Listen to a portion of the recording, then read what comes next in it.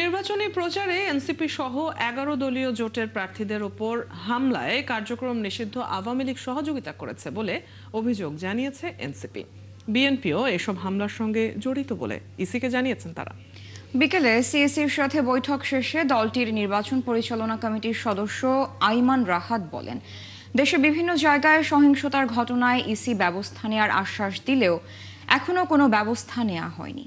এনসিপির নির্বাচন পরিচালনা কমিটি অভিযোগ করে, বিএনপির ভাইস চেয়ারম্যান আলতাফ হোসেন তার বক্তব্য বিএনপির প্রার্থী বাছাইয়ে পুলিশ, এনএসআই ও ডিজিএফআই সহ 3 প্রতিষ্ঠানের জরিপের কথা উল্লেখ করেছেন।